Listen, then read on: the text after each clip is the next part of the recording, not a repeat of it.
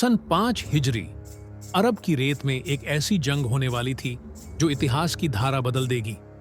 Medina पर मंडरा रहा था खतरा, दुश्मनों का सैलाब बढ़ता चला आ रहा था, लेकिन उस दिन एक अद्भुत योजना ने पूरे लश्कर की चाल रोक दी।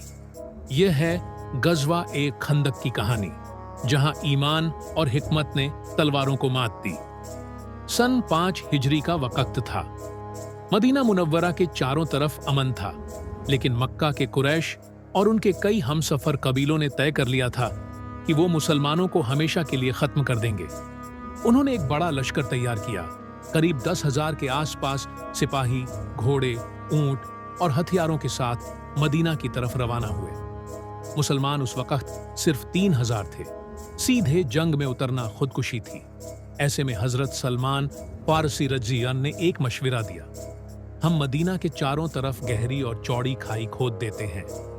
अरब में पहले कभी इस तरह की जंग की चाल नहीं अपनाई गई थी, लेकिन यह बेहद कारगर थी। रसूलुल्लाह ने इस मशविरा को मंजूर किया और खुद भी सहाबा के साथ खाई खोदने में लग गए। ठंडी हवाओं, भूख और थकान के बावजूद सब दिन रात काम करते रहे।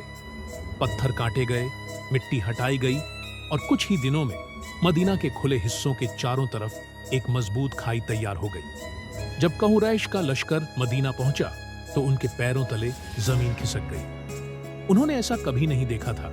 घोड़े और ऊंट खाई पार नहीं कर सकते थे।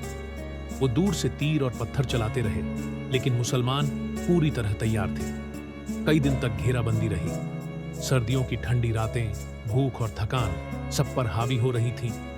तभी अल्लाह ताला ने अपनी मदद भेजी, एक तेज, ठंडी और तूफानी आंधी, जिसने दुश्मनों के खेमे उखाड़ फेंके, उनकी आग बुझा दी, उनके दिलों में खौफ भर दिया।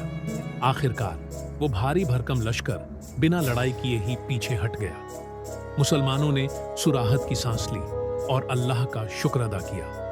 गज़वा ए खंदक ने साबित कर दिया कि ईमान, सब्र और हिकमत से हर मुश्किल को हराया जा सकता है।